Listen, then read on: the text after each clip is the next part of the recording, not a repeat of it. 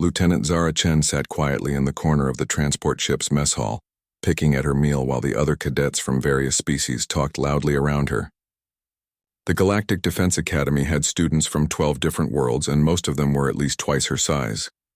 The Krillian cadets stood nearly 8 feet tall with their chitinous armor-like skin, while the Vorthak students had massive claws and fangs that could tear through steel plates. Zara looked small and fragile next to them all. At 5'4" with a slight build, many of her classmates wondered why the Academy had even accepted a human. Earth was still considered a minor world in the Galactic Federation, barely a century into their membership. Most species viewed humans as intellectually capable but physically weak creatures, who belonged in research labs or communication centers, not on the front lines of galactic defense. "Look at the little human," sneered Corax, a massive Bruthan with arms like tree trunks. "She barely weighs as much as my left leg. What happens when we face real combat situations? Will she hide behind us bigger species?" Several other cadets laughed, and Zara felt their eyes on her. She kept eating slowly, not responding to the taunts. This had been happening for weeks since the Academy started. Her quiet nature and small stature made her an easy target for those who believed strength could only be measured in size and aggression. Commander Thex, their Altarian instructor, entered the mess hall with his usual stern expression. His blue-scaled face showed no emotion as he scanned the room. "Attention, cadets. Tomorrow we begin advanced combat simulations. You will be divided into teams of 5, and each team will face increasingly difficult scenarios. The lowest performing team will be removed from the program." The room fell silent. Everyone knew the Academy's reputation for being ruthless in weeding out weak candidates. Only the strongest and most capable would graduate to serve in the Galactic Defense Forces. "Team assignments are posted on your personal displays," Commander Thex continued. "Study your teammates' files tonight. Your success depends on working together, regardless of species or background." As cadets began checking their assignments, groans and complaints filled the room. Zara looked at her display and saw she had been placed with Corax, 2 Xanthari twins named Vel and Vol, and a Christek named Nexus. She glanced around and found Corax staring at her with obvious displeasure. "This is perfect," Corax muttered loud enough for others to hear. "I get stuck with the weakest cadet in the Academy. We might as well pack our bags now." The Xanthari twins, known for their speed and agility, whispered to each other in their native language while looking at Zara with concern. Nexus, whose crystalline body could deflect most energy weapons, simply hummed in what sounded like resignation. Zara finished her meal and quietly left the mess hall. In the corridor, she could hear other cadets discussing their teams with excitement or worry. Most seemed confident about their chances, especially those teams made up entirely of larger, more obviously powerful species. Back in her small quarters, Zara sat on her bed and pulled out a small, worn photograph. It showed her with her grandfather, an elderly man with kind eyes and calloused hands. He had been a martial arts master on Earth, though few people knew about his military background. The photo was taken just before she left for the Academy, and she remembered his final words to her. "Remember, little star," he had said, using his pet name for her. "True strength is not about size or noise. It comes from discipline, training, and knowing when to reveal what you are capable of. Let them underestimate you. It will be their mistake, not yours." Zara carefully put the photo away and began reviewing her teammates' files. Each of them had impressive physical capabilities and combat records from their home worlds. Corax had won multiple strength competitions on Brutha Prime. The Xanthari twins were champion racers known for their synchronized movements. Nexus had served in the Christek Planetary Guard before joining the Academy. On paper, her team should be formidable. The only question mark was her. According to her official file, she had no combat experience, no notable physical achievements, and came from a world that most galactic citizens considered peaceful and weak. What the file did not mention was the 15 years of training she had received from her grandfather, or the disciplines she had mastered in secret. As she prepared for sleep, Zara could hear her teammates talking in the corridor outside her room. Their voices carried through the thin walls, and she caught fragments of their conversation about strategy and tactics. None of them had bothered to include her in their planning session. "We will just have to work around the human," she heard Corax say. "Keep her in the back where she cannot get hurt or slow us down." Zara smiled slightly as she turned off the lights. Tomorrow would be interesting.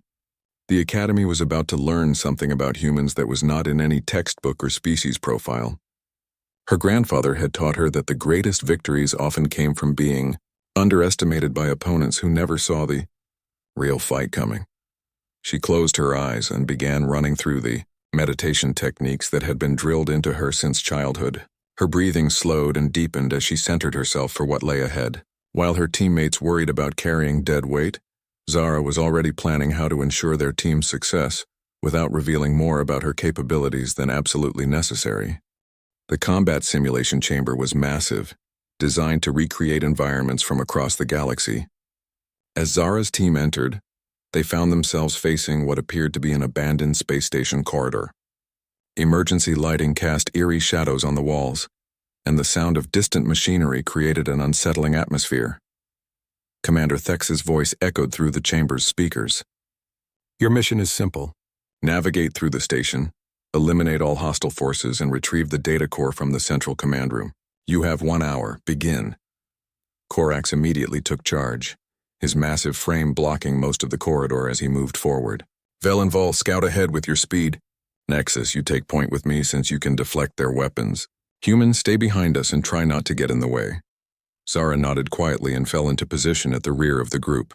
She noticed things her teammates missed in their eagerness to prove themselves. The scuff marks on the floor indicated recent heavy traffic, and the way certain wall panels sat slightly askew suggested hidden passages or ambush points. The first encounter came quickly. 3 mechanical sentries dropped from ceiling hatches, their plasma weapons charging with a high-pitched whine. Corax roared and charged forward while Nexus moved to intercept the weapons fire with his crystalline body. The Zenthari twins split up, using their speed to confuse the automated targets. It was effective but loud and chaotic. Zara watched from the back, noting how the sentries' targeting systems worked and filed the information away for later use. Her teammates destroyed the robots quickly, but their aggressive approach had triggered several alarms throughout the station. Excellent work, Corax declared, clearly pleased with their performance. See, human? This is how real warriors handle combat. Just keep following our lead.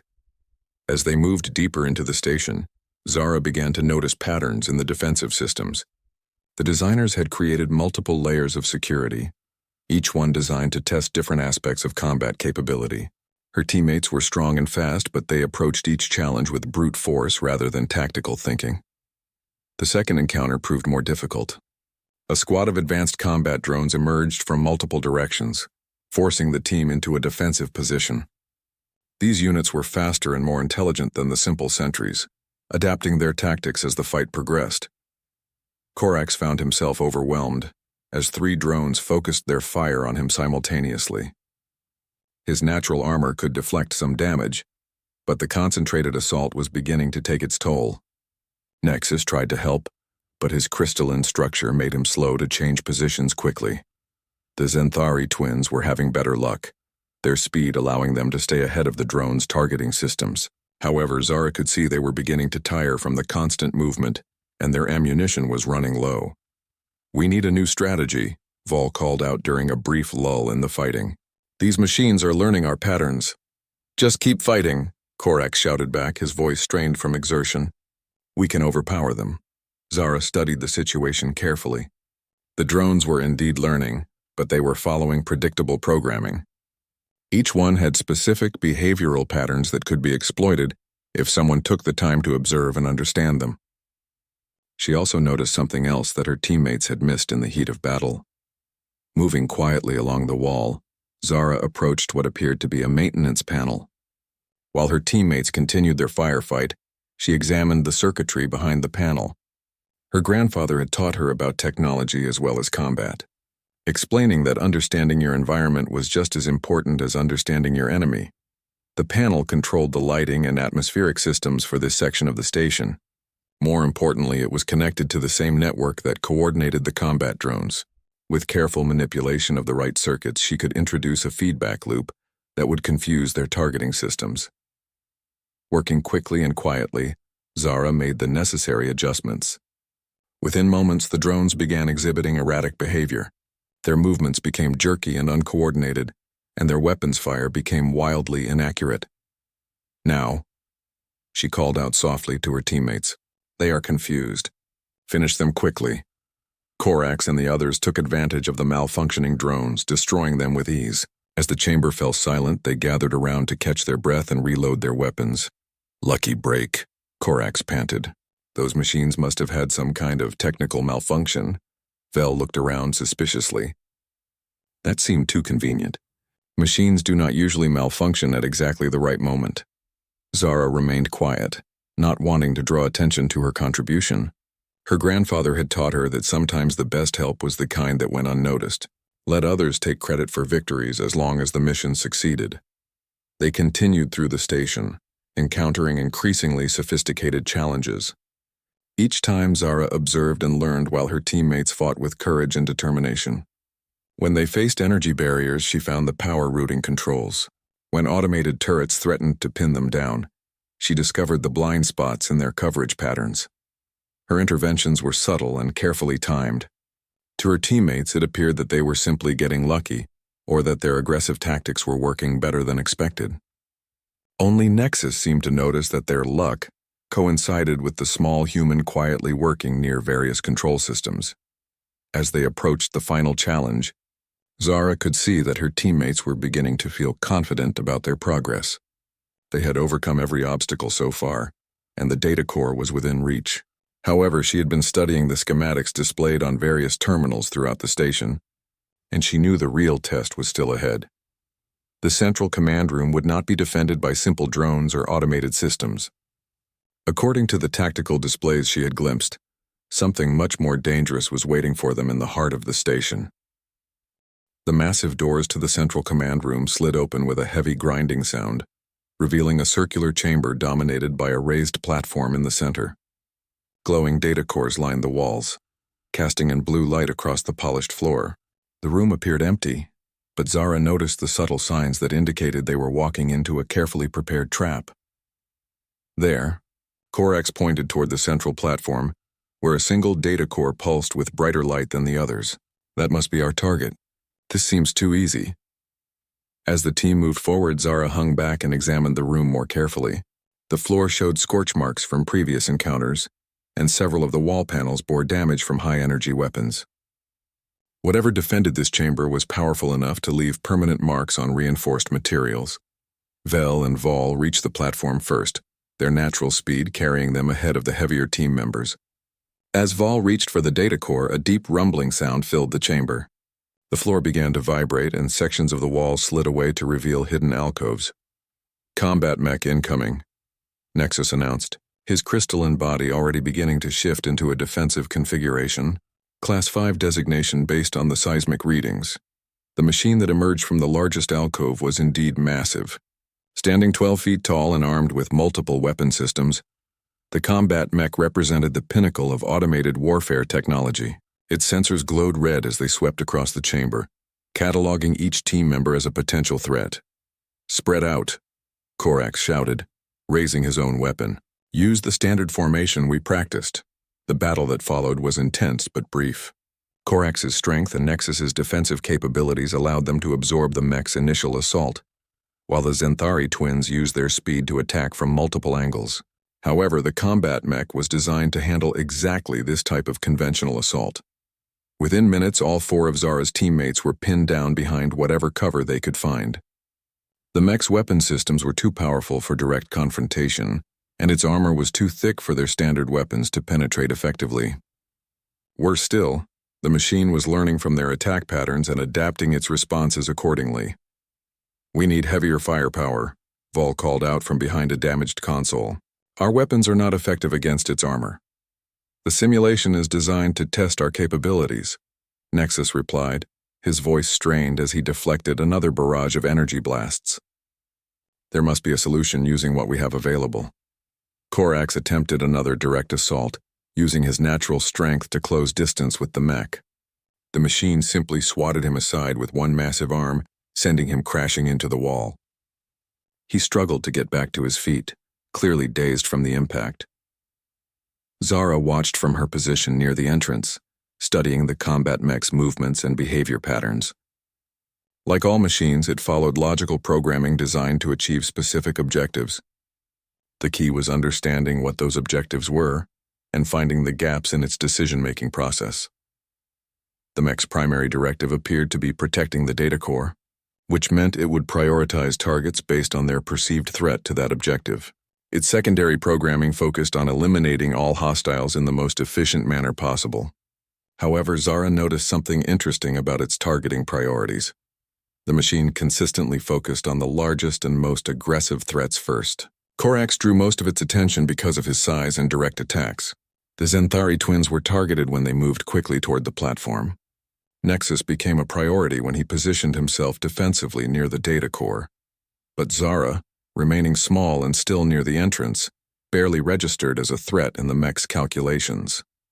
Its sensors detected her presence but classified her as a minimal priority target.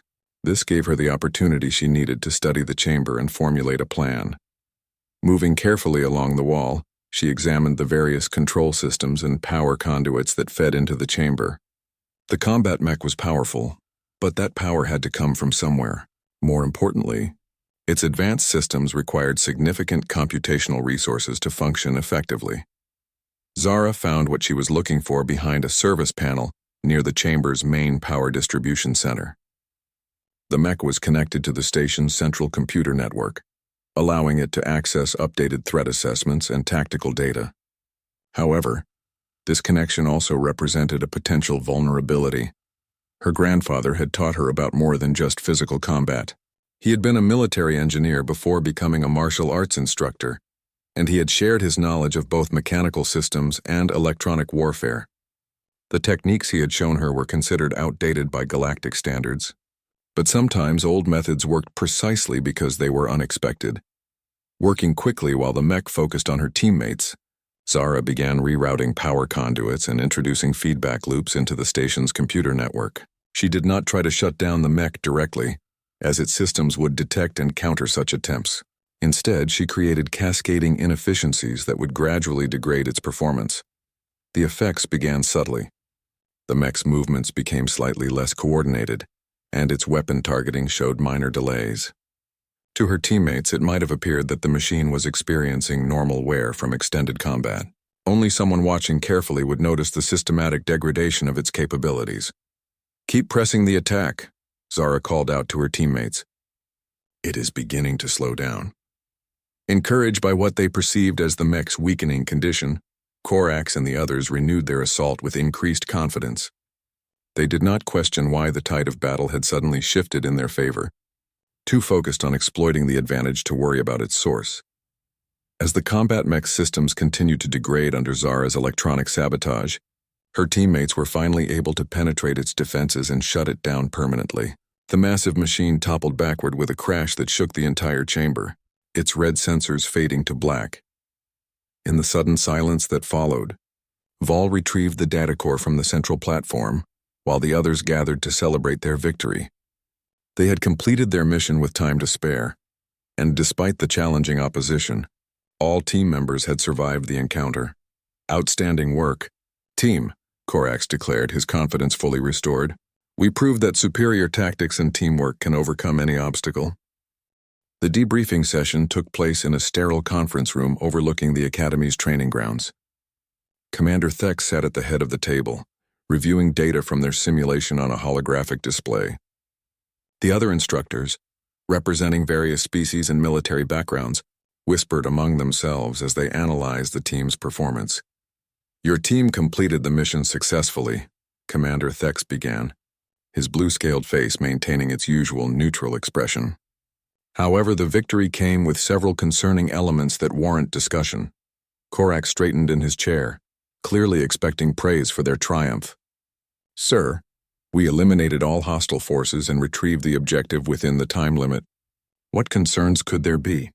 "The concerns relate to how you achieved success," replied Instructor Vex, a tall Altarian with cybernetic implants covering half her face. "Our sensors detected multiple system anomalies during your mission. Power fluctuations, network disruptions, and cascading failures that have no logical explanation." The Zenthari twins exchanged glances while Nexus hummed thoughtfully. All of them had noticed the strange coincidences during their mission, but none had questioned them closely during the heat of combat. Sometimes equipment malfunctions, Vol suggested. The simulation systems are complex. Perhaps we were simply fortunate that the failures worked in our favor. Fortunate, Commander Thex repeated, his tone suggesting skepticism. In 30 years of running these simulations, I have never seen such perfectly timed system failures. Each anomaly occurred at precisely the moment your team needed an advantage.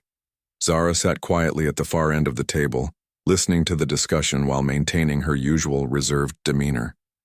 She had expected the instructors to notice the unusual patterns, but she hoped they would attribute them to random chance rather than deliberate action. Let us review the specific incidents, Instructor Vex continued, manipulating the holographic display to show recorded footage from their mission. First, the lighting system failure that confused the combat drones. Second, the power routing anomaly that created blind spots in the automated turret coverage. Third, the network disruption that degraded the combat mech's performance. The footage showed each incident clearly, but the camera angles did not reveal Zara's activities near the various control systems. Her movements had been carefully planned to avoid the primary surveillance networks, though she knew secondary sensors would have detected her presence. Each of these failures required precise manipulation of complex systems, Commander Thex observed. The probability of such events occurring naturally is essentially zero. Someone on your team possesses technical skills that are not reflected in their official records. Korax looked around the table suspiciously, his gaze lingering on each teammate before settling on Zara. The human was always near those control panels when the failures occurred, but her file shows no technical training or engineering background. Earth educational records are often incomplete, Instructor Vex noted, calling up Zara's personnel file on the display. Many human institutions do not follow galactic standardization protocols. It is possible that relevant training was not properly documented. All eyes turned to Zara, who remained calm under their scrutiny. She had known this moment would come eventually, but she was not ready to reveal the full extent of her capabilities. Her grandfather's teachings included lessons about information control and strategic misdirection. I have some basic technical knowledge, Zara admitted quietly. My grandfather worked with mechanical systems before he retired. He taught me simple troubleshooting and repair techniques. Simple techniques do not explain the sophisticated electronic warfare we observed, Commander Thex stated firmly. The manipulation of the combat mech's network connection required advanced understanding of military-grade systems. The room fell silent as the instructors continued studying the mission data. Zara could see suspicion growing in their expressions, but she also noticed something else. Rather than anger or accusation, several of them appeared intrigued by the mystery she represented. Cadet Chen, Instructor Vex said finally, using Zara's surname for the first time since the academy began. Your actions during the simulation suggest capabilities far beyond what your records indicate. This creates a problem for the academy's evaluation protocols. However, Commander Thex interjected, it also demonstrates exactly the kind of adaptability and resourcefulness we seek in graduates. The question is whether these abilities can be developed and properly channeled within our training framework. Korax shifted uncomfortably in his seat. Are you saying the human cheated? Used unauthorized methods to complete the mission? The mission parameters specified that teams must use available resources to achieve their objectives, Commander Thex replied. Cadet Chen utilized resources that were present in the simulation environment. Her methods were unconventional, but they were not explicitly forbidden. Vel leaned forward with interest. So the small human was responsible for our success? She was helping us the entire time? It appears that way, Nexus confirmed, his crystalline body shifting colors as he processed this information. I detected subtle anomalies throughout our mission, but I attributed them to equipment variance rather than deliberate intervention. The revelation changed the dynamic around the table significantly. Zara's teammates looked at her with new respect, though Korax still appeared skeptical about accepting help from someone he had dismissed as weak and useless. This raises important questions about team dynamics and individual contributions, Instructor Vex observed. Cadet Chen, why did you not inform your teammates about your technical capabilities? Effective teamwork requires open communication about each member's strengths. Zara considered her response carefully. She could not explain the full truth about her training without revealing information that might compromise her grandfather's past military service. However, She needed to provide enough explanation to satisfy the instructor's concerns. "I was not certain my skills would be useful in combat situations," she said finally. The others seemed confident in their approach, and I did not want to interfere with their leadership. I thought it was better to provide support quietly, rather than create confusion during the mission. "Admirable restraint," Commander Thex noted, "but potentially counterproductive.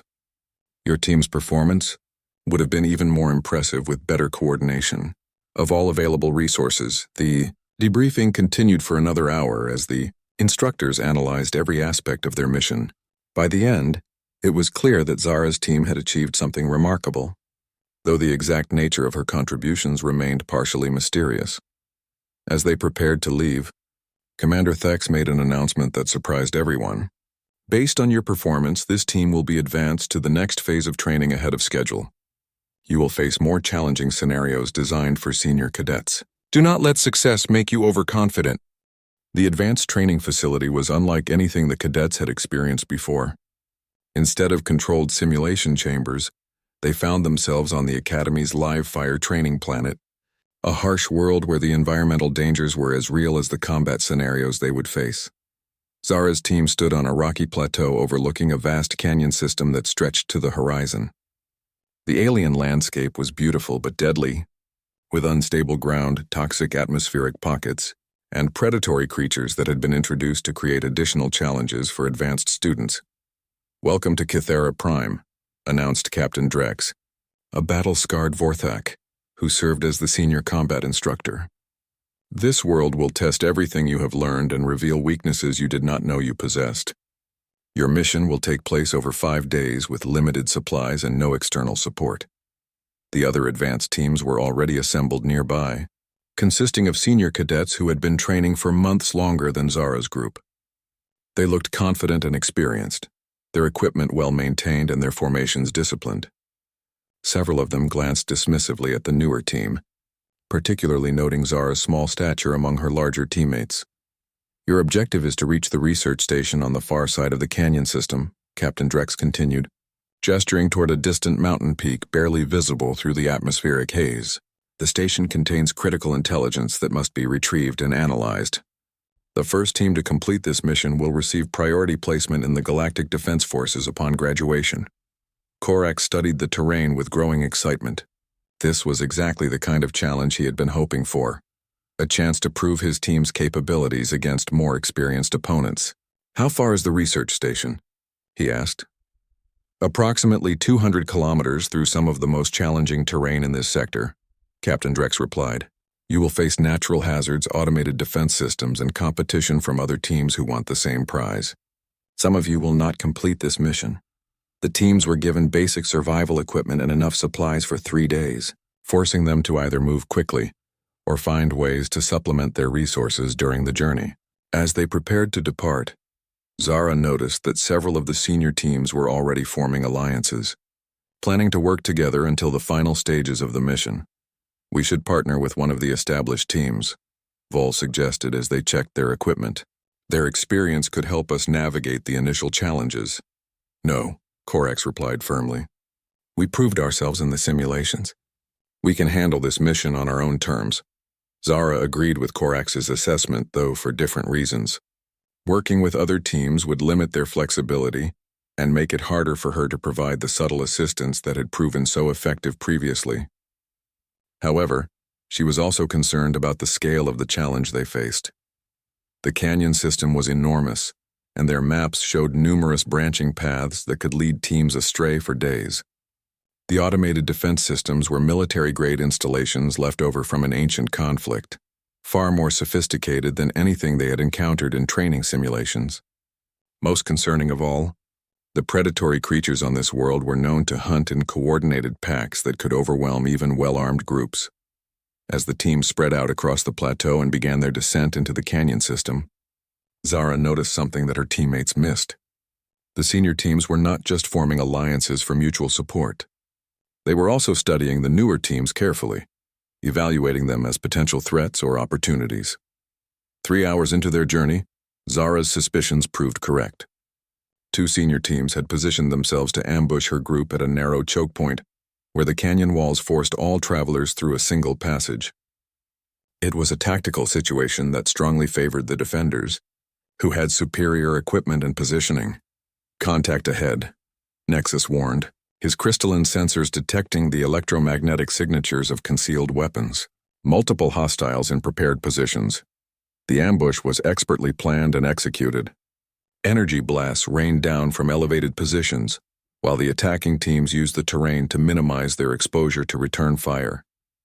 Zara's teammates found themselves pinned down behind inadequate cover, unable to advance or retreat effectively. "This is not fair competition," Vol protested, as plasma bolts scorched the rocks near her position. "They are using superior numbers and equipment against us. This is exactly what real combat looks like," Korax replied grimly, trying to find an angle for counterattack. "The enemy will not limit themselves to fair fighting." Zara studied the tactical situation while her teammates focused on immediate survival. The ambushing teams had chosen their position well, but they had also committed themselves to a static defense that relied on maintaining their current advantages.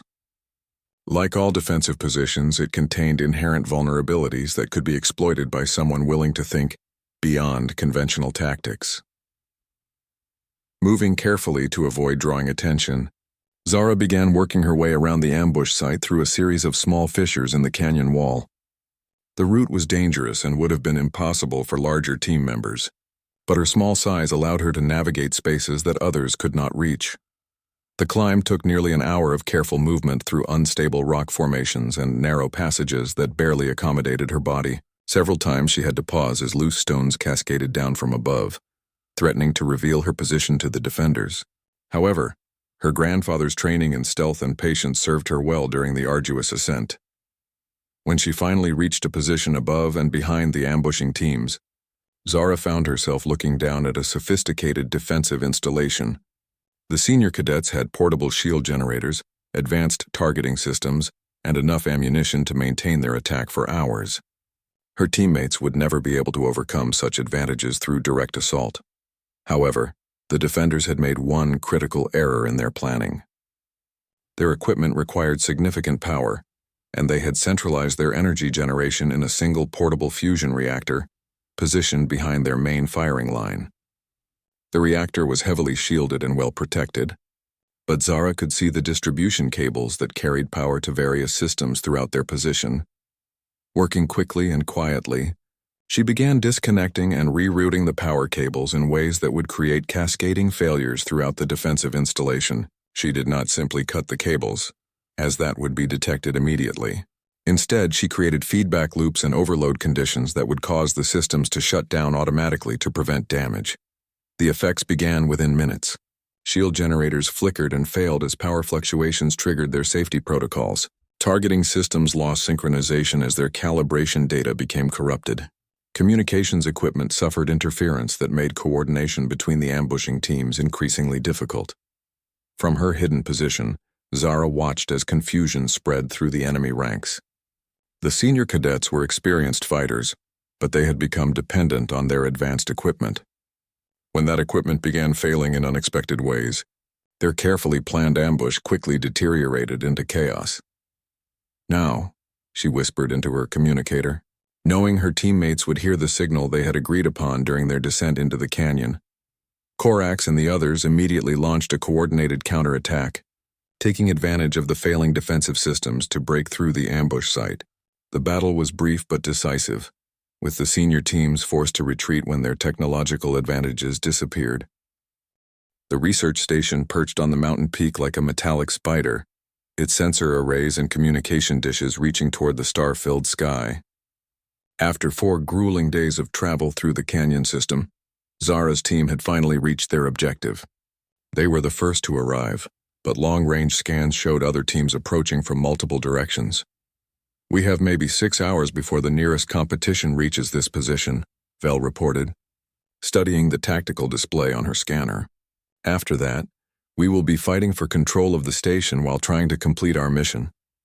The research facility was larger and more complex than their briefing materials had indicated. Multiple levels extended both above and below ground, connected by transport tubes and maintenance shafts that formed a maze-like interior structure. Automated security systems guarded every entrance, and the station's central computer had been programmed to resist unauthorized access attempts.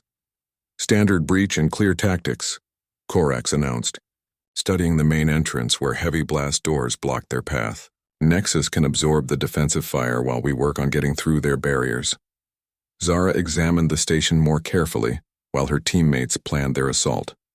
Like all military installations, it had been designed with multiple layers of security, but those same defensive measures created predictable patterns that could be analyzed and exploited. More importantly, the station's age and isolation meant that its systems had not been updated to account for newer intrusion techniques.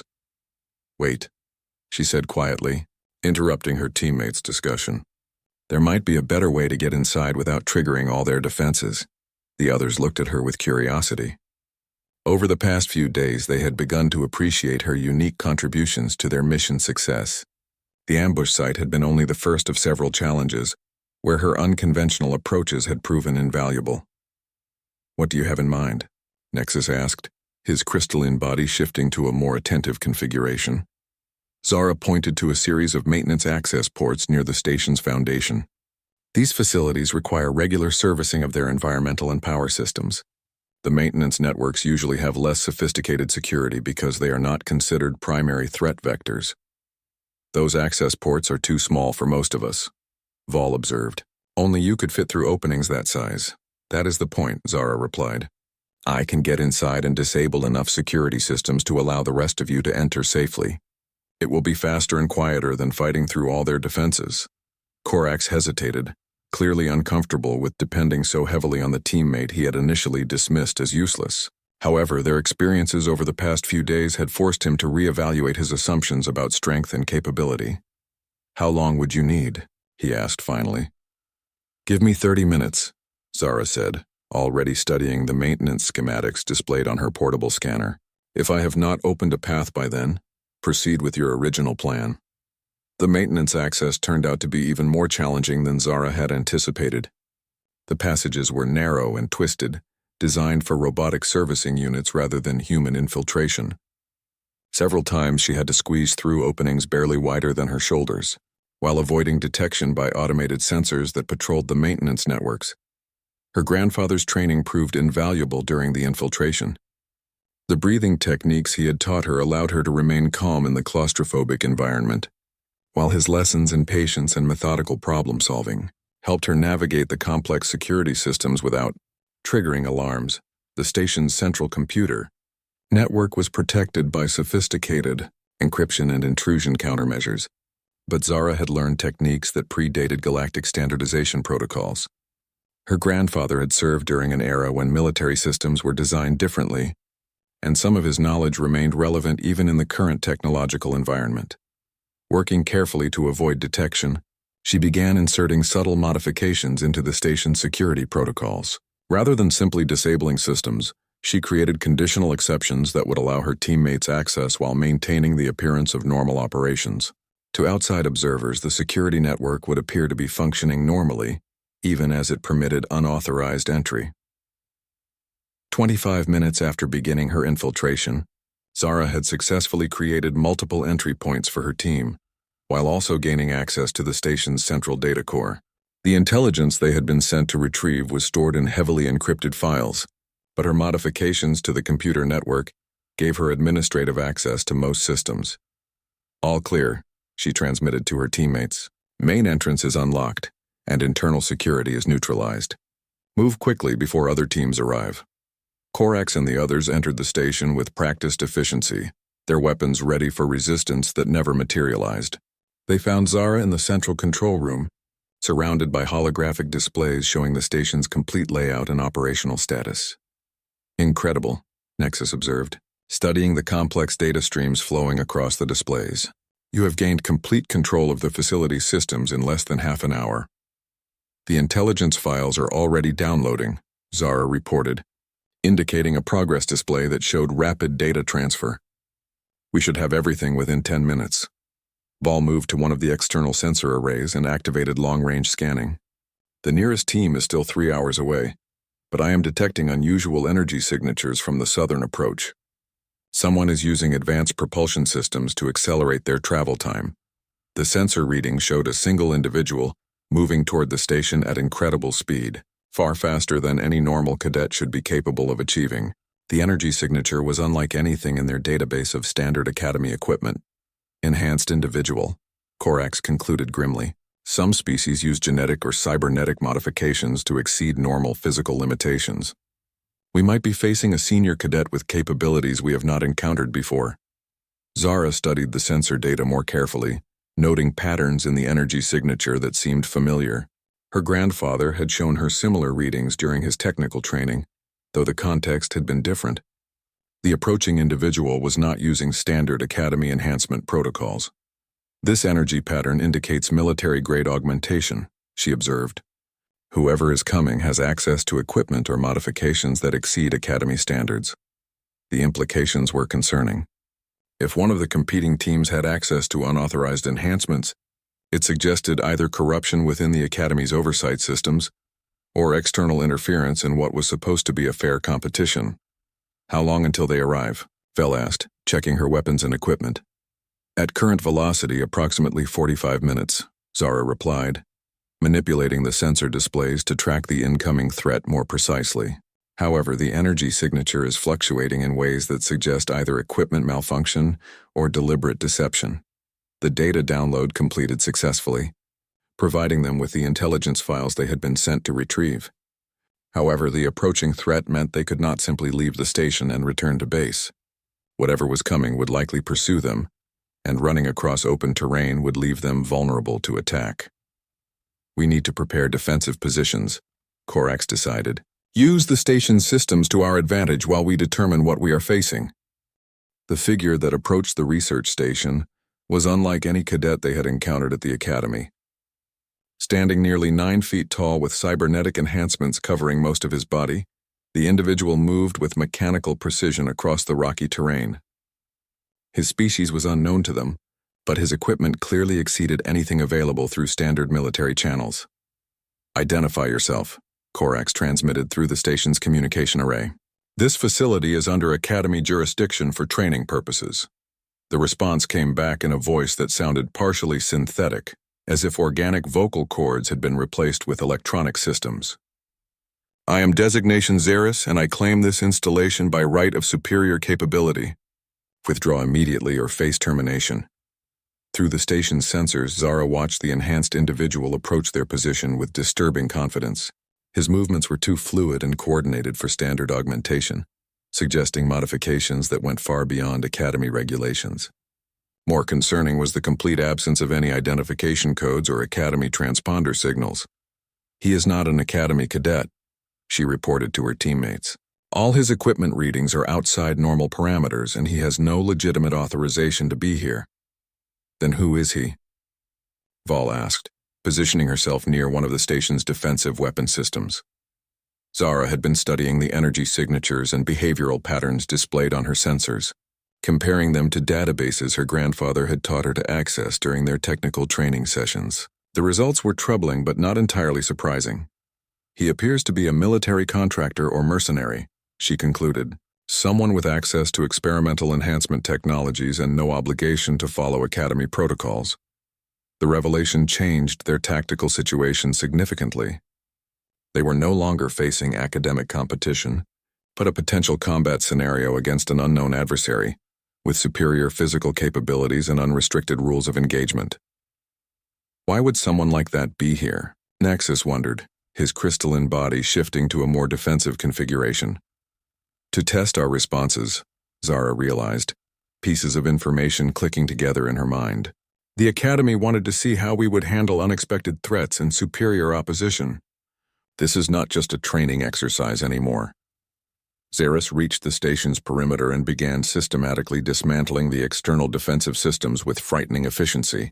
His cybernetic enhancements allowed him to interface directly with the security networks, overriding protections that should have taken hours to circumvent. He will be inside within minutes, Korax observed, watching through the sensor feeds as their defensive barriers were methodically eliminated. We need to decide whether to fight or withdraw. Withdrawal is not an option, Zara said quietly, her voice carrying a new tone of determination that her teammates had never heard before. If we run now, we fail the mission and prove that humans cannot handle real challenges. Some things are worth fighting for, regardless of the odds. Her teammates looked at her with surprise. Throughout their training, Zara had been the quiet one who avoided confrontation and worked behind the scenes. Now she was advocating for direct engagement against an obviously superior opponent. "You have a plan?" Vel asked, recognizing the change in her demeanor. Zara nodded, her fingers dancing across the station's control interfaces as she began implementing modifications to various systems throughout the facility. Xeris is powerful and well-equipped, but he is also overconfident. He expects us to either flee or attempt conventional resistance. He is not prepared for unconventional tactics. Working quickly, she began rerouting power systems and reprogramming automated functions throughout the research station. The facility had been designed for scientific research, but its systems could be adapted for other purposes by someone with sufficient knowledge and creativity. The station's environmental controls can be weaponized, she explained as she worked. Gravity generators, atmospheric processors, electromagnetic field projectors, none of them were designed as weapons, but they can be repurposed if you understand their underlying principles. Xeris breached the station's main entrance just as Zara finished her preparations. The enhanced warrior moved through the corridors with mechanical precision, his sensors scanning for targets while his weapons charged to lethal settings. He expected to find terrified cadets hiding behind inadequate defenses. Instead, he found himself walking into a carefully orchestrated trap that used the station itself as a weapon. Gravity fields fluctuated in specific patterns designed to disrupt his enhanced balance and coordination. Electromagnetic pulses interfered with his cybernetic systems without causing permanent damage.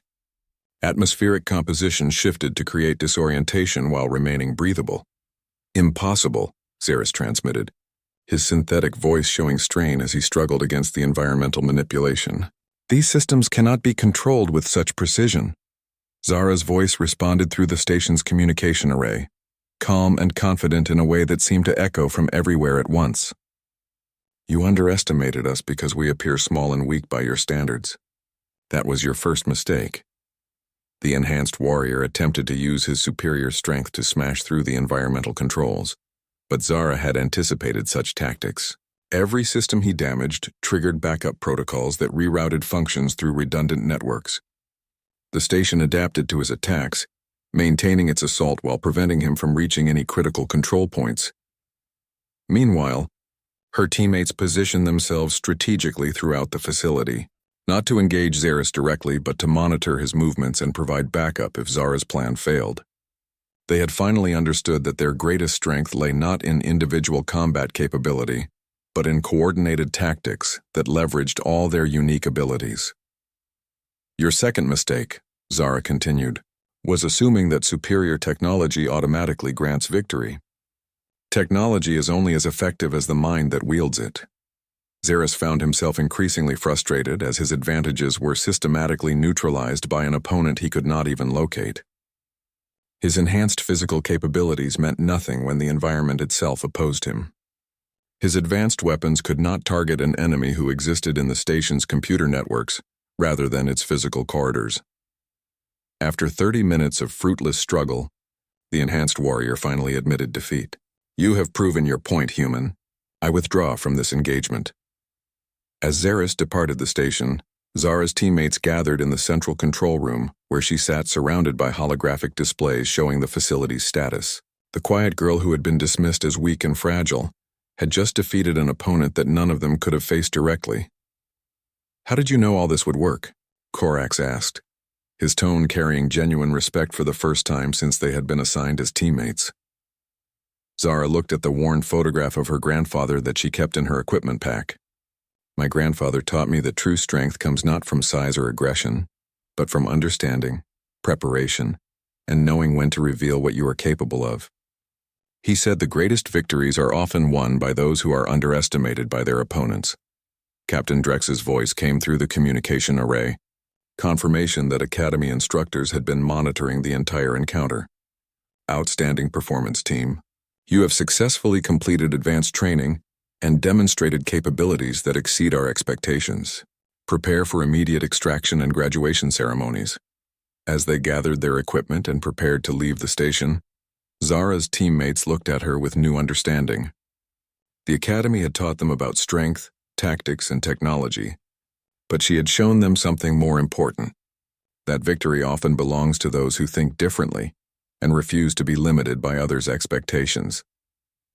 The quiet human had proven that true power comes not from being the strongest or the loudest, but from being underestimated by those who never see the real fight coming.